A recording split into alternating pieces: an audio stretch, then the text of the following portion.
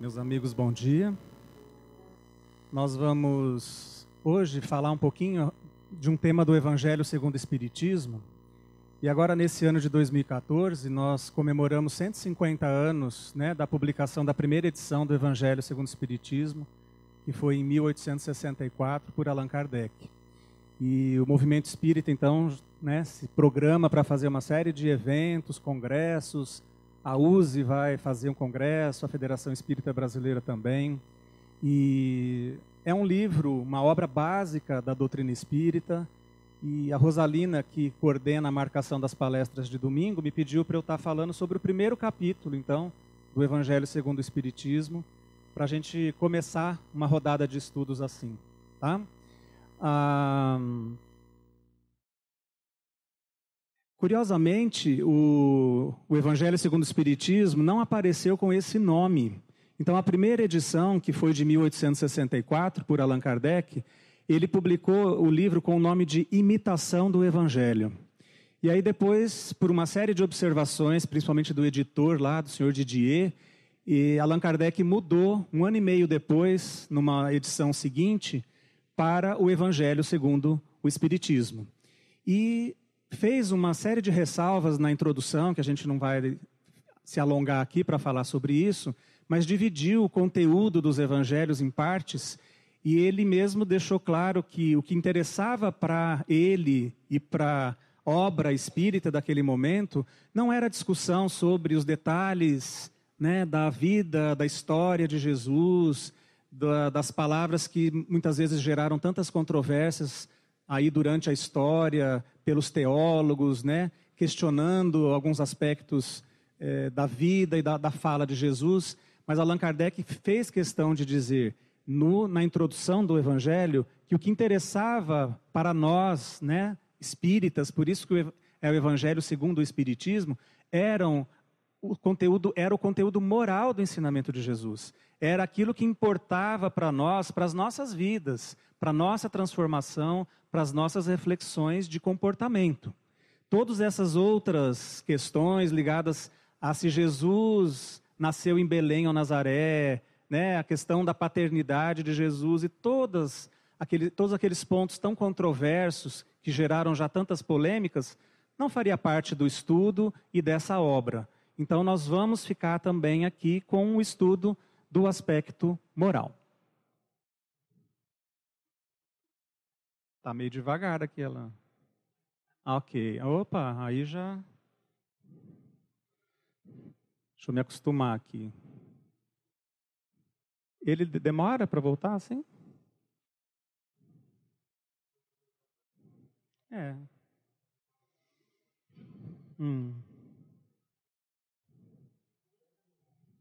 Aqui? Ok. Então, o primeiro capítulo do Evangelho segundo o Espiritismo tem como objetivo fazer esse estudo de uma fala de Jesus no próprio Sermão da Montanha, não vim destruir a lei. É o primeiro capítulo. Jesus, então, lá no Sermão da Montanha, ele diz assim, não penseis que vim destruir a lei ou os profetas. Eu não vim destruí-los, mas dar-lhes cumprimento.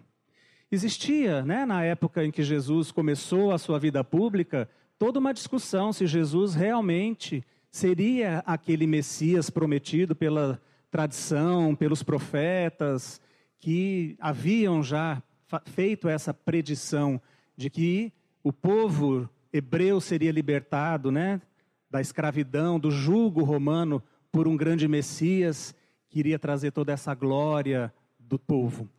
E Jesus, então, também preocupado com as insinuações dos fariseus da época, dos doutores da lei, de que ele vinha destruir a lei de Moisés, que eles tanto prezavam, que eles tanto defendiam na sua pureza e na sua interpretação, Jesus fez questão de dizer, olha, muito pelo contrário, eu não vim destruir a lei e os profetas, mas eu vim dar-lhes cumprimento, ou seja, se eu vim dar cumprimento é porque provavelmente vocês não estão seguindo corretamente essa lei.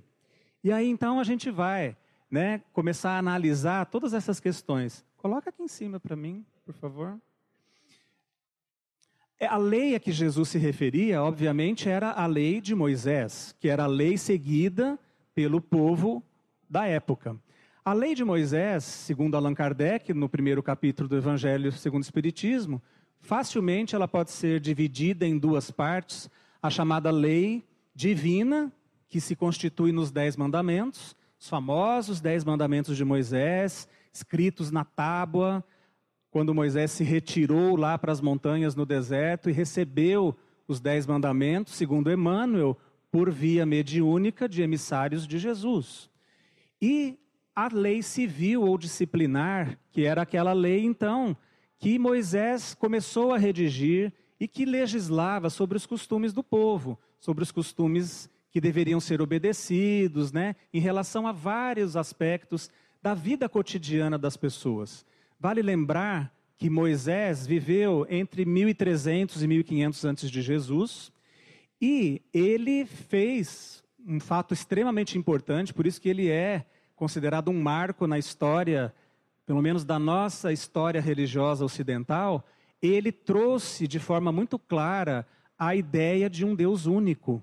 O povo hebreu, na época, já tinha essa ideia, e Moisés, então, consolidou de uma forma bem evidente a existência de apenas um Deus, se contrapondo às outras religiões da época, que acreditavam em muitos outros deuses, um Deus para cada aspecto da vida, principalmente das questões materiais. Então, foi um grande avanço, vamos dizer assim, em termos de concepção religiosa de Deus, a ideia de um Deus único. E, né, isso a gente tem como que reconhecer esse grande papel de Moisés como um missionário dessa revelação, de que Deus é um só, não é? Mesmo que a gente vai ver que a interpretação ainda não foi exatamente assim, né? Mas a lei civil, a lei da tradição, dos costumes, foi inicialmente redigida por Moisés, mas ao longo do tempo ela foi sendo acrescida de novos, pequenos detalhes pelas pessoas que iam copiando os textos, e à medida em que as gerações e o tempo ia passando, essa lei civil e disciplinar foi tendo muitos acréscimos, né, que eram, no mínimo, curiosos. Não vale o caso a gente comentar aqui. Os 10 mandamentos, né, são, então, parte dessa lei divina, dessa lei que é imutável, que Jesus não veio destruir, segundo ele, mas que veio dar cumprimento. Então, quem estuda um pouquinho mais a fundo essa questão dos 10 mandamentos, vai ver alguns detalhes curiosos, né? A redação que consta lá nos textos originais, ela está redigida na segunda pessoa do singular, os verbos. Os verbos estão conjugados assim. Então, a gente encontra assim, olha, não matarás, não adulterarás, né? Não cobiçarás a mulher do próximo, não fará julgamento... levantará falso testemunho, não fará juramentos em nome de Deus. Então, sempre a conjugação dos verbos está na segunda pessoa do singular. O que quer dizer isso? Como se estivesse se referindo a cada pessoa especificamente. Então, não está se falando para uma multidão, mas é como se aquela mensagem estivesse sendo dada para cada um, como se cada um escutasse isso para si, proximamente para si. Curioso também, dentro dos 10 mandamentos, que a maioria deles são escritos na forma negativa, né? Então, não matarás, não roubarás, não adulterarás.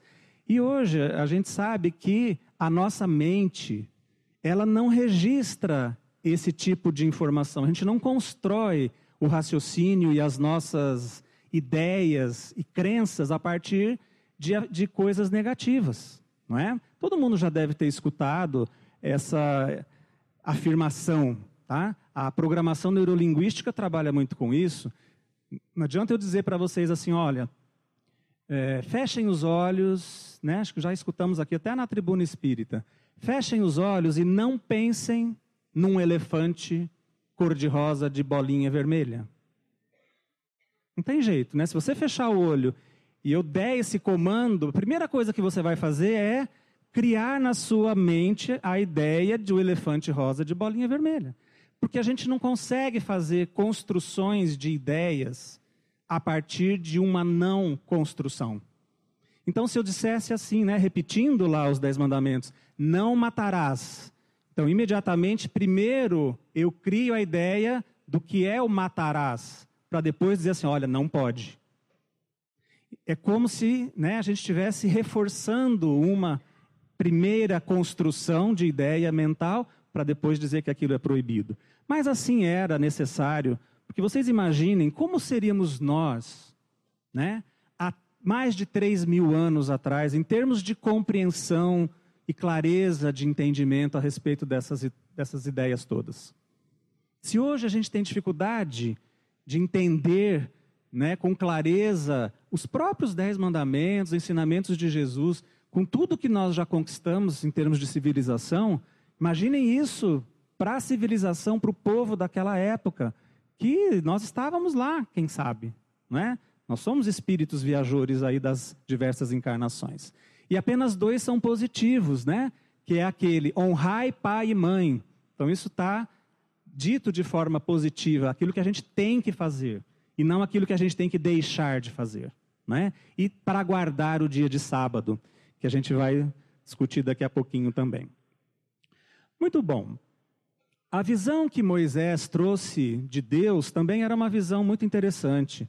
Deus era um protetor do povo hebreu, e apenas do povo hebreu, e era o Senhor dos exércitos. Em vários momentos do Velho Testamento isso está escrito, não é?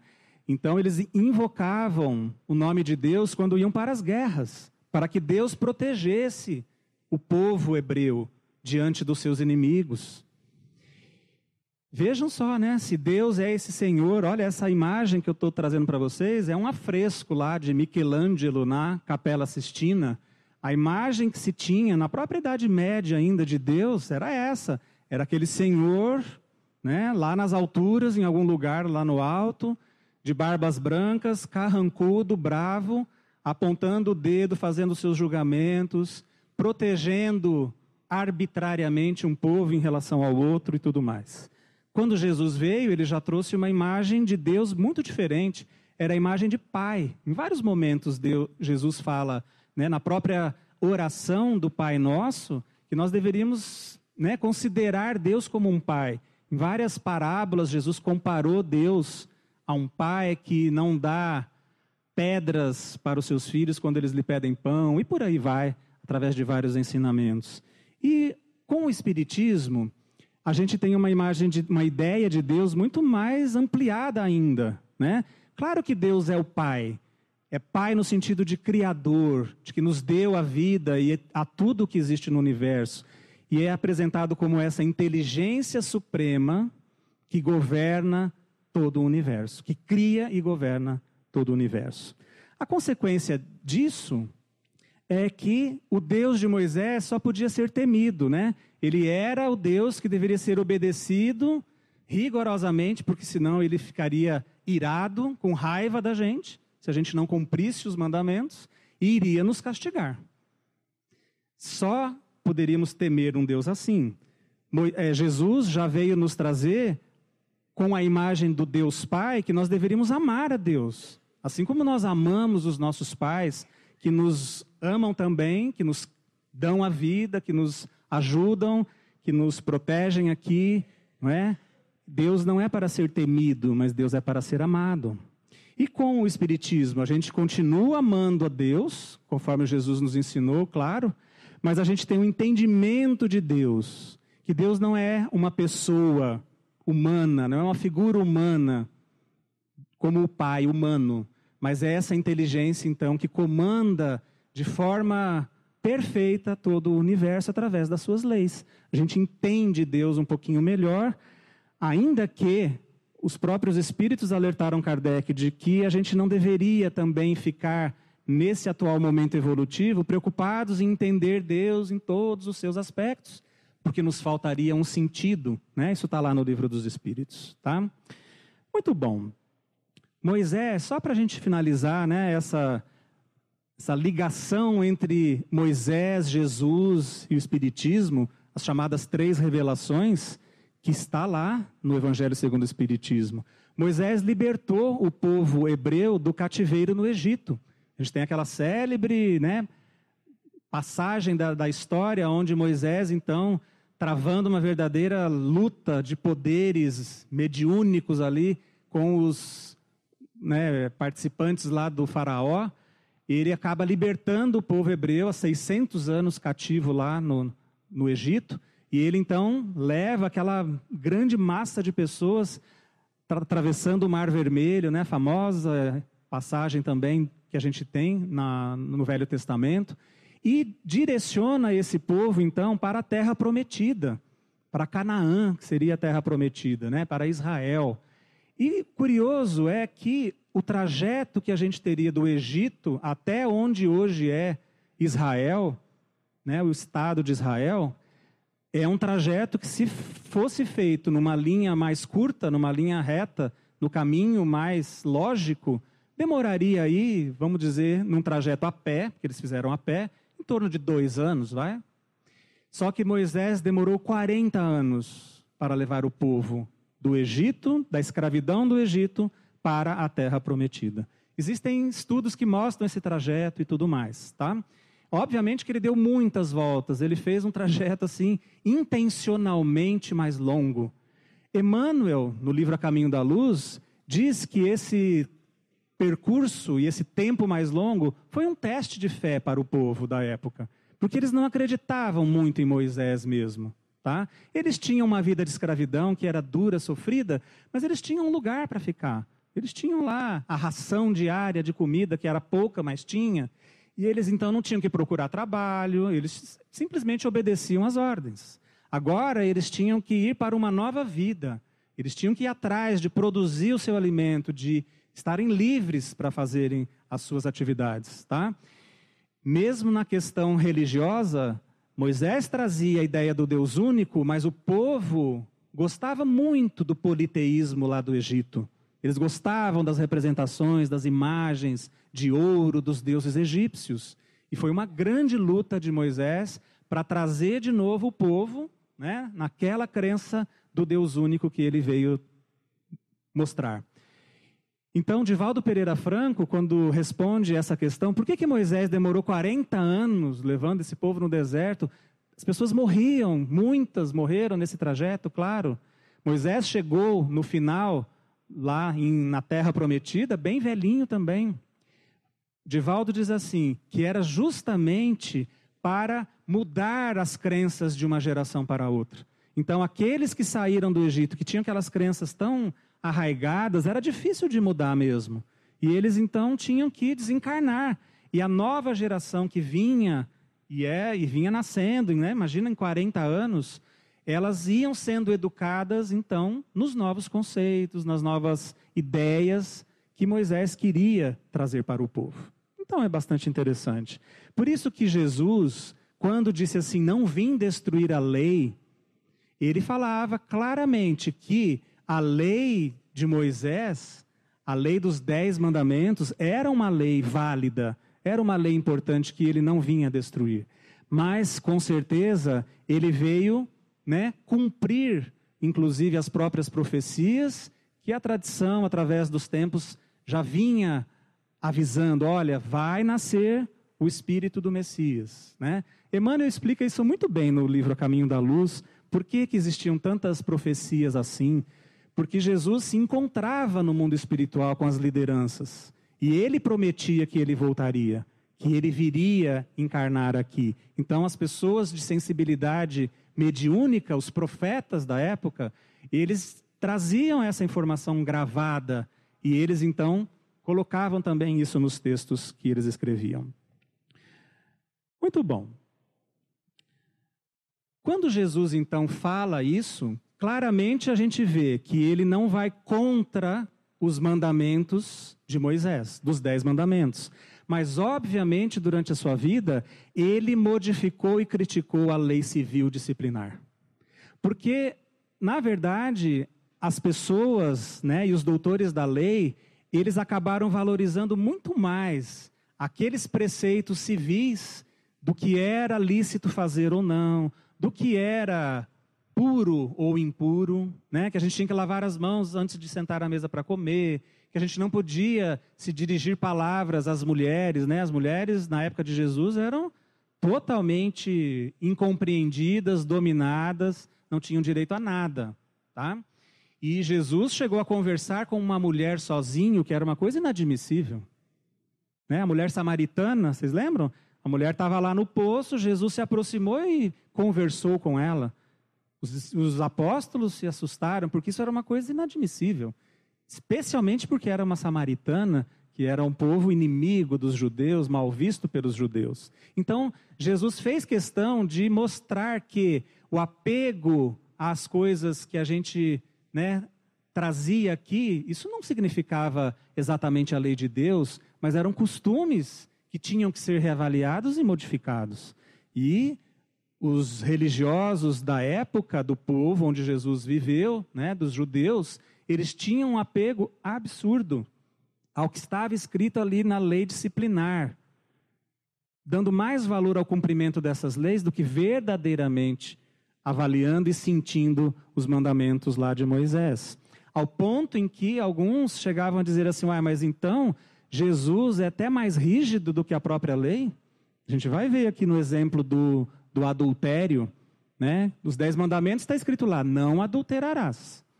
Jesus vem e vai explicar um pouquinho mais isso. Quando ele diz, então, cumprir, não vim destruir a lei, mas vim dar-lhe cumprimento, a gente pode entender isso. Ele veio completar, confirmar, explicar, desenvolver essa lei ou o entendimento dessa lei para as pessoas da época. Jesus corrigiu, então, muitas distorções, né, que existiam no entendimento dos preceitos da lei. Por exemplo, a própria questão do sábado, né, porque o sábado era guardado pelos judeus, e é guardado até hoje, não é?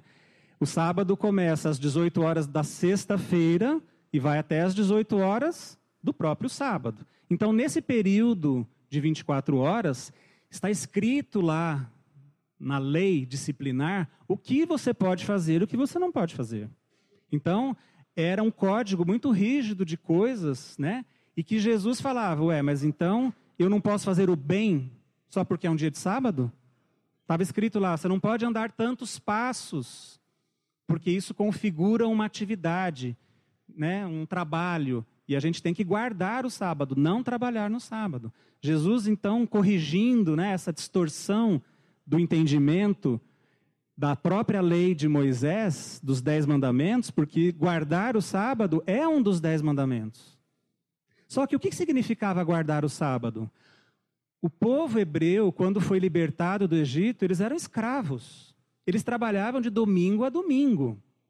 Então, guardar o sábado era um indício de que a gente também precisava descansar, que era importante refazer as forças, ter momentos de convívio com a família, com as pessoas, e etc. Não que o sábado fosse algo, né, em especial em relação aos outros dias, que o sábado fosse também, segundo Jesus, dedicado à prática espiritual, ok, mas ficar preso a isso, não é? O sábado é para o homem, não o homem para o sábado. Então Jesus curou uma mulher no templo num dia de sábado. E os sacerdotes, os doutores da lei ficaram horrorizados. Eles disseram assim, vão embora. Se vocês querem ser curados, voltem outro dia. Hoje é sábado. Coisa, não é? Jesus fala, então, se um animal seu cai na ribanceira e vai morrer se você não socorrê-lo, só porque é um dia de sábado você não pode ir lá ajudar? E uma pessoa que está ali enferma, precisando ser curada, só porque é um dia de sábado ela não pode ser curada? Esse foi o questionamento de Jesus, contra essas interpretações tão literais da época. E ainda, né, não é o que entra pela boca que contamina o homem, mas o que sai dela.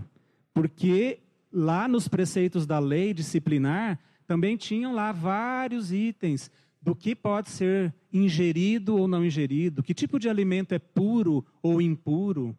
Né? A carne de porco era proibida para o povo. O porco era um animal imundo. E assim vários preceitos, meus amigos. Então, as pessoas não podiam se sentar com pessoas consideradas de má vida. né? Então, Jesus, em vários momentos do seu evangelho, vocês vão lembrar disso, ele se sentava com os cobradores de impostos. Ele deixava que as mulheres de má vida, uma prostituta, lavasse os seus pés com as suas próprias lágrimas. Quem era puro ou impuro ali?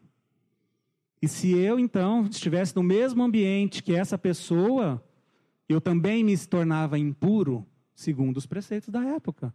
Então era uma miscelânea, uma mistura de coisas que a própria lei divina, que eram os 10 mandamentos, acabou ficando esquecida. As pessoas se perderam em seguir os preceitos da lei, né, da lei material, da lei que regia os costumes, e se esqueceram de praticar realmente a lei dentro do coração.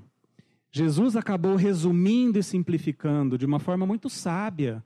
Vejam que coisa, né? Quando perguntaram, os fariseus chegaram para Jesus e perguntaram assim: mestre, qual é o maior mandamento da lei de Deus? Ó, é uma pergunta verdadeiramente capciosa, né? Uma armadilha. Porque se a lei era de 10 mandamentos, todos são importantes. Então, se Jesus falasse, olha, esse é o mais importante, eles teriam um ponto para se apegar e dizer assim, ó, Jesus não respeita os outros mandamentos de Moisés. Vamos prendê-lo e matá-lo. E Jesus sabiamente fala, poderíamos resumir toda a lei e os profetas em amar a Deus sobre todas as coisas e o próximo como a si mesmo. Ou seja, se a gente fizesse isso, eu já estaria cumprindo todos os outros mandamentos. Essa é a essência desse resumo e dessa simplificação. Um recurso que Jesus usava muito, que está lá no texto do Evangelho, que é bem interessante. Em vários momentos ele diz assim, olha, ouvistes o que foi dito? E depois ele dizia, eu porém vos digo, né? Como se ele estivesse afirmando, olha, vocês ouviram dizer isso aqui lá na lei disciplinar do povo, mas agora eu vos digo que o melhor, que o mais produtivo, que o melhor para vocês é assim. Querem ver alguns exemplos? Em relação a relação que nós temos com o nosso próximo, né? Então, lá no Velho Testamento, lá nos preceitos antigos, estava dizendo assim, olha, amarás o teu próximo e aborrecerás o teu inimigo. Estava escrito assim. Então, aquele que eu gosto, aquele que é da minha família, aquele que está perto de mim, que pensa como eu, esse eu amo. Agora, os meus inimigos, eu posso, inclusive, aborrecê-los. Eu posso fazer coisas até para provar que eu estou certo, ele está errado, e que ele é que tem que mudar. Essa era a lei. A consequência disso, né? Trate os outros como eles tratam você. Então, se alguém me trata mal, eu posso revidar e tratar mal também. A lei permite. Eu estou quites com a lei. Deus está feliz comigo assim. Eu estou cumprindo a lei. Se alguém me tratar mal, eu trato mal igual. Esse era o entendimento. E Jesus vem mostrar o quê? Né? Trate os outros como Deus trata os seus inimigos. Então, se Deus é pai de todos, ele é pai meu e é pai daquele que eu considero inimigo também. E será que Deus ama mais a mim do que o meu inimigo? Então, Jesus começou a questionar isso. E ele dizia mais, amai os vossos inimigos. Orai pelos que vos perseguem e caluniam. Então era um entendimento muito diferente, que as pessoas não conseguiam entender na época. Quando ele falou do adultério, olha, interessante, né? Ele dizia lá, olha, a lei de Moisés está escrito lá, não adulterarás. E depois, em todo o desenvolvimento da lei civil e complementar do povo, tinha lá o que a gente teria que fazer com as pessoas que adulteravam. Só que a lei tinha preceitos para o que aconteceria com a mulher adúltera, não com o homem adúltero. Então, a mulher adúltera seria apedrejada quando for pega em adultério, né? E aí Jesus, então, no próprio Sermão da Montanha, ele fala assim, olha, qualquer que atentar, que olhar numa mulher para a cobiçar, já em seu coração cometeu adultério com ela. Vocês acham que é mais rígido ou não? Porque olha só, não adulterarás, não cobiçarás a mulher do próximo, né? Então tá, eu olho para uma mulher, vamos dizer, e tenho desejo por ela, quero que ela seja minha, mas ela é casada, ou eu sou casado. E nós desenvolvemos um relacionamento. Isso é um adultério. Então tá, eu posso olhar para essa mulher, mas eu sou casado, ela é casada, ou enfim, a circunstância que for, que não permita esse relacionamento, mas se ainda assim eu continuar cobiçando essa mulher, internamente, no meu coração eu já cometi adultério.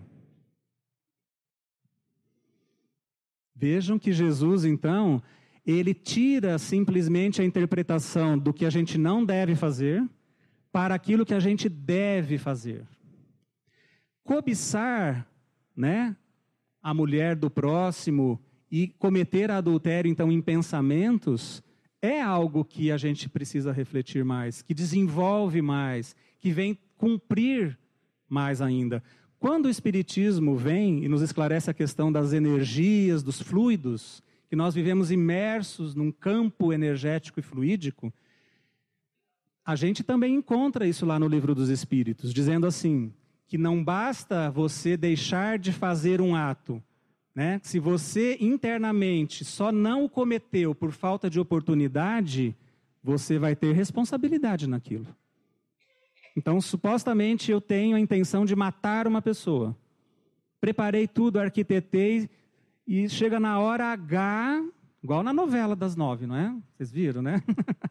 Então, tudo pronto ali, ó, chegou, vai tacar o travesseiro na cara do César lá, não é? Queria matar. Mas aí chegou lá, então, no último momento não deu oportunidade. Então, ótimo, ufa. Ainda bem que eu não me tornei um assassino. Só que será? Será que eu não vou responder por toda a trama, por tudo aquilo que eu arquitetei, alimentei dentro de mim, o desejo do meu coração de ter feito aquilo?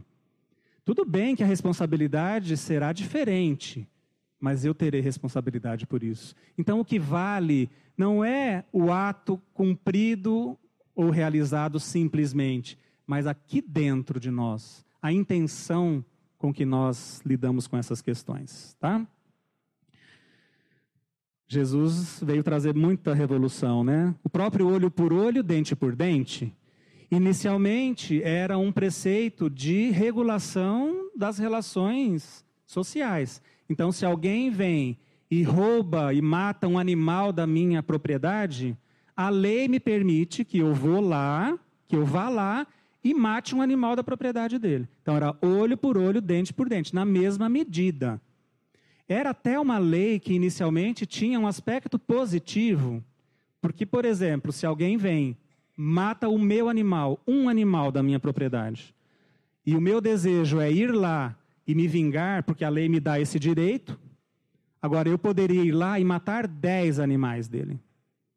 Então, a lei tentava trazer assim, olha, a gente só pode retribuir o mal na mesma medida, né? Era um absurdo isso, mas ainda era melhor do que você permitir que o outro fosse lá e fizesse um mal 10 vezes maior do que o primeiro.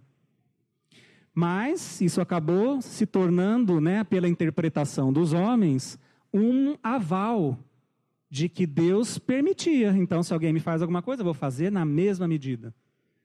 Né? Quase como que uma obrigação de retribuir o mal. E Jesus veio nos trazer uma visão bem diferente.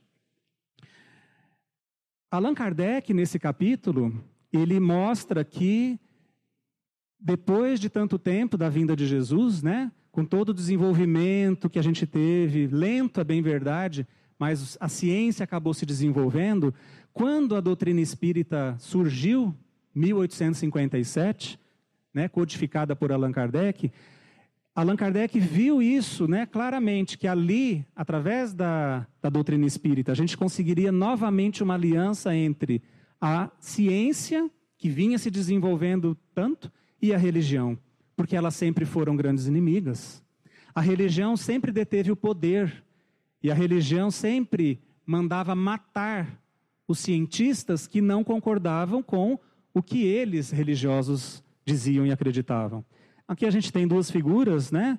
Giordano Bruno e Galileu Galilei. Giordano Bruno foi uma figura muito interessante. Ele fez uma produção científica muito legal, viveram mais ou menos na mesma época, mas Giordano Bruno foi morto na fogueira pela Inquisição, porque ele defendia a tese do infinito, de que o universo era infinito. O mundo não era aqui. O universo não se restringia à Terra, o Sol, a Lua, quem sabe alguns outros planetas, com a Terra no centro do universo. Nós éramos o centro do universo. Então ele disse que não, o universo era infinito e que provavelmente existiam outros mundos habitados como a Terra. Isso era uma ousadia, isso era uma heresia na época. Foi morto pela Inquisição. Galileu Galilei, já um pouco mais cuidadoso, ele também trazia ideias novas, contrárias às que eram aceitas pela teologia na época, porque se acreditava que a Terra era o centro, o Sol girava em torno da Terra, todos os outros corpos também. E Galileu Galilei, então, veio mostrar que o Sol era o sistema, o centro do nosso sistema, a Terra girava em volta.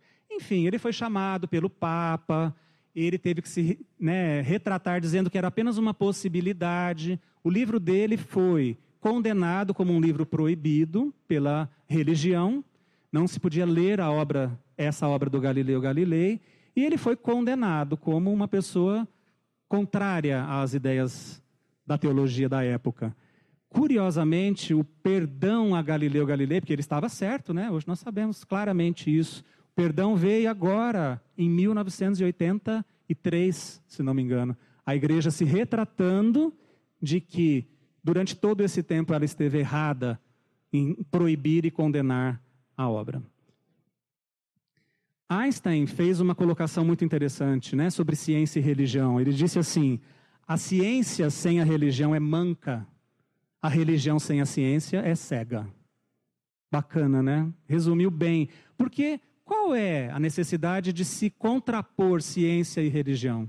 A ciência estuda as leis materiais, as leis que regem aqui, as leis da física, da química, da biologia, etc.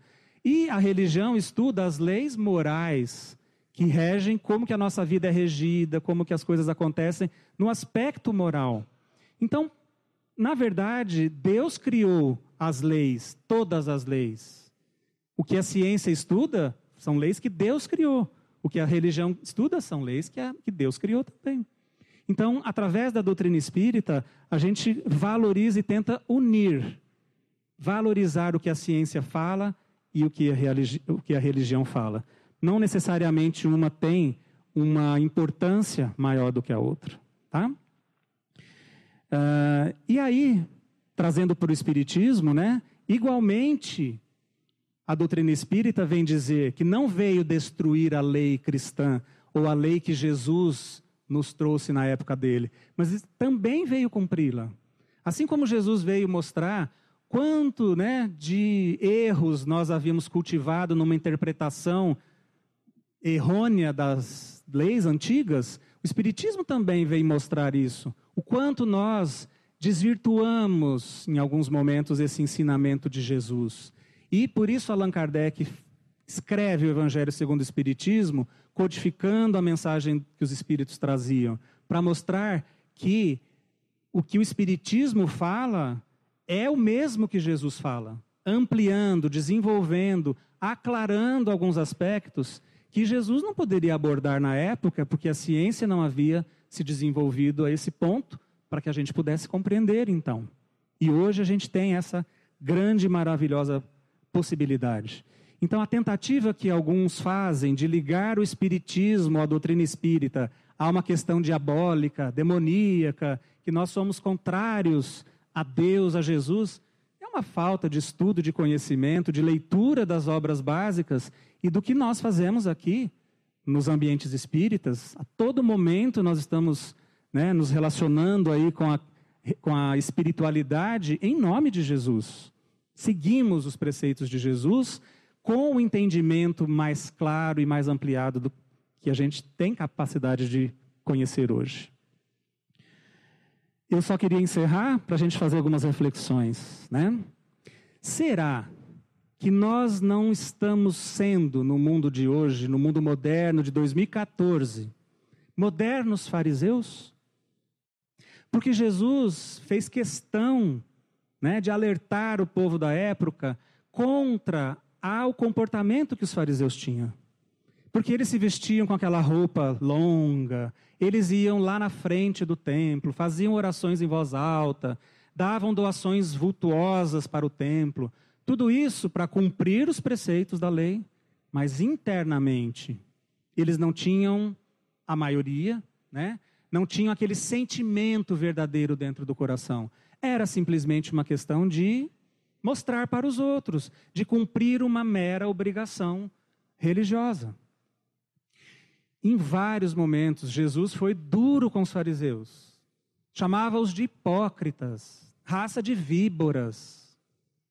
Tem um trecho do Evangelho, um capítulo inteiro lá no Evangelho de Mateus, capítulo 23, em que Jesus alerta vários versículos, mais de 20 versículos, contra o comportamento dos fariseus.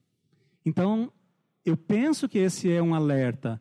Assim como Jesus não veio destruir a lei, mas ele veio cumprir a lei, para que as pessoas pudessem entender o que verdadeiramente tinha que ser feito, o Espiritismo também veio cumprir e esclarecer muitos pontos do Evangelho. E hoje a gente é capaz de ter esse entendimento da mensagem de Jesus com uma capacidade ampliada pela psicologia, pelas ciências e por tudo mais. Então, não há mais como dizer que a gente não sabia, que a gente não entendia. Hoje está aí à disposição para quem quiser entender e, né, trazer isso para sua reflexão pessoal. Vamos fazer isso, né? Vamos pegar a mensagem de Jesus aclarada pela doutrina espírita e praticar, porque não adianta a gente conhecer, ler o Evangelho, achar lindo, olha, Jesus tinha razão, mas isso não trazer nenhuma mudança perto de nós.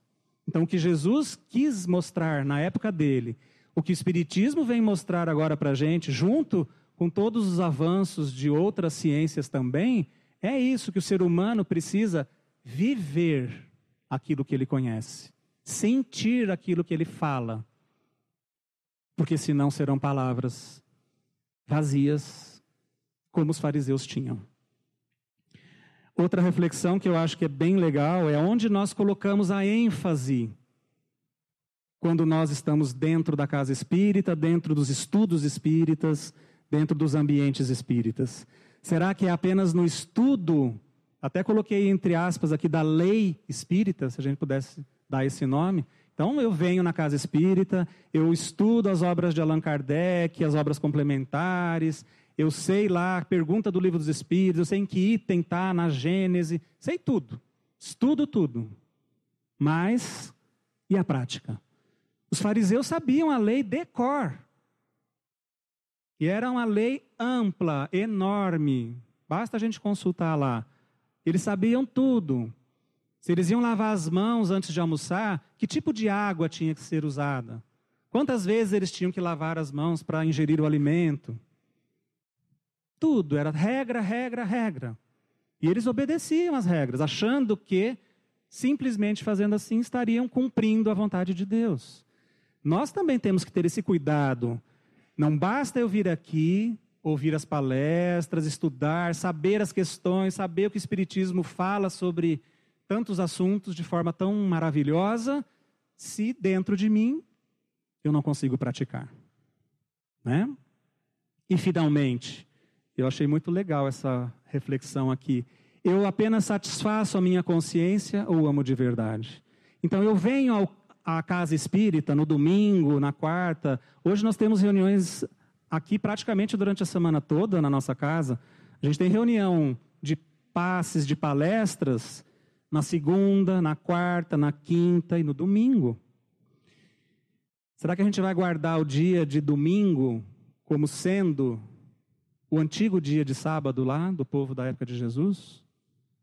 Em que eu tenho que vir ao templo, à casa espírita, para cumprir uma obrigação? Porque se eu estiver indo lá, os espíritos vão ver que eu estou indo lá. E aí eles vão me ajudar lá na minha parte financeira, né? Porque está ruim a parte financeira. Então, se eu for lá, eles vão me ajudar. O que importa é como nós estamos aqui dentro. Ótimo que estejamos aqui. Maravilhoso. Esse ambiente é maravilhoso, a gente sabe disso. Mas como eu me comporto aqui dentro?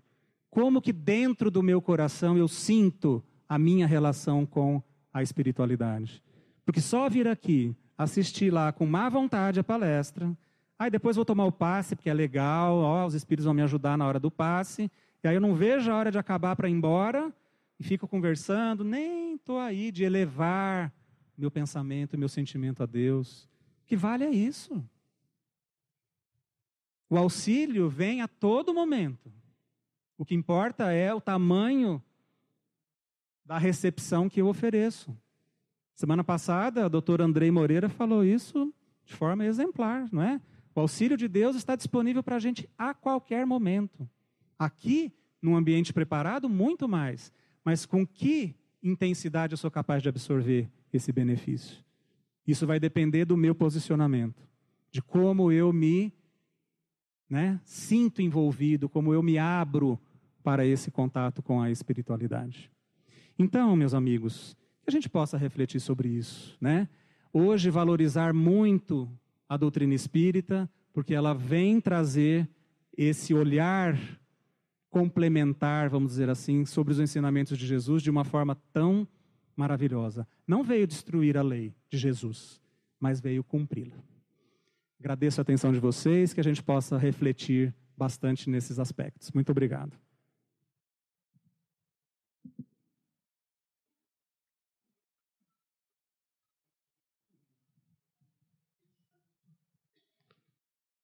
Bom, gostaríamos de agradecer ao Salvador.